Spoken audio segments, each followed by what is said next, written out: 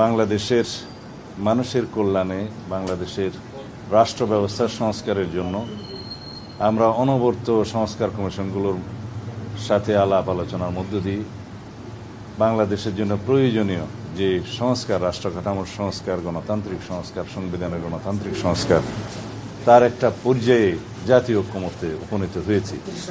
সেটা আশা করি খুব শিগগিরই ঐক্যমতের ভিত্তিতে যথাযথ প্রক্রিয়া স্বাক্ষরিত হবে এবং আশা করি সেটা বাস্তবায়ন প্রক্রিয়া নিয়েও যদি আলাপ আলোচনা হয় সেখানেও আমরা অংশগ্রহণ করব। তার মধ্য দিয়ে জাতির যে ফ্যাসিবাদ বিরোধী জাতীয় ঐক্যমত্য প্রতিষ্ঠা হয়েছিল আগে, সেটাকে আমরা সমুন্নত রাখবো এবং এই ফ্যাসিবাদ বিরোধী জাতীয় ঐক্যকে আমরা শক্তিতে পরিণত করে এই জাতিকে এগিয়ে নিয়ে যাব এবং একটি শক্তিশালী গণতান্ত্রিক রাষ্ট্র, সমাজ এবং সরকার ব্যবস্থা প্রতিষ্ঠা করব ইনশাআল্লাহ। আজকে মাননীয় প্রধান উপদেষ্টা দুইটি গুরুত্বপূর্ণ ঘোষণা দিয়েছেন। একটি জুলাই ঘোষণাপত্র আর একটি জাতির উদ্দেশ্যে ভাষণের মধ্য দিয়ে তিনি নির্বাচনের ঘোষণা দিয়েছেন। আমরা দুটোকেই স্বাগত জানাই। জুলাই ঘোষণাপত্রের যে সমস্ত ঘোষণা, তাকে রাষ্ট্রীয়ভাবে এবং সাংবিধানিকভাবে স্বীকৃতি দেওয়ার জন্য আমরা প্রতিশ্রুতিবদ্ধ এবং যথাযোগ্য জায়গায় সংবিধানে সেটা স্থাপন করা হবে, সেই প্রতিশ্রুতি আমরা আগেও দিয়েছিলাম। এবং জুলাইয়ের যোদ্ধাদের, জুলাই শহীদদের, ছাত্র গণ অভ্যুত্থানের যারা শহীদ হয়েছেন তাদেরকে জাতীয় বীরের মর্যাদা দেওয়াটা সমুচিত হয়েছে, সেটা আমাদের প্রাণের দাবি এবং রাষ্ট্রীয়ভাবে সহযোগিতার প্রতিশ্রুতি তিনি যেমন দিয়েছেন, সারা জাতি দিয়েছে, আমরাও দিচ্ছি।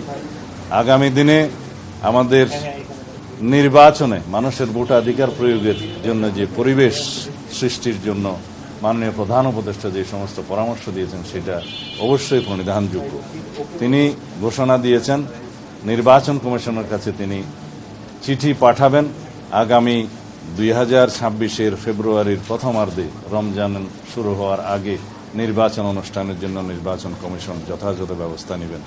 অবশ্যই নির্বাচন কমিশন তফসিল ঘোষণা করবেন যথাসময়ে, কিন্তু মাননীয় প্রধান উপদেষ্টা আজকে যে নির্দেশনা দিয়েছেন তার ভাষণের মধ্য দিয়ে এবং চিঠি প্রদান করবেন নির্বাচন কমিশনকে যা বলেছেন, সেই ঘোষণার জন্য আমরা সবাই অপেক্ষা করছিলাম এবং সারা জাতি অপেক্ষা করছিল। এর মধ্য দিয়ে বাংলাদেশে যে নির্বাচন অনুষ্ঠান নিয়ে যে একটি দুদুল্যমানতা ছিল বলে অনেকে মনে করছিলেন, তাদের মধ্যে সেই দুদুল্যমানতাটা রইল না এবং সারা জাতি একটি নির্বাচনমুখী পরিবেশের মধ্য দিয়ে যাবে এবং সেই নির্বাচনের আবহ সৃষ্টি হবে।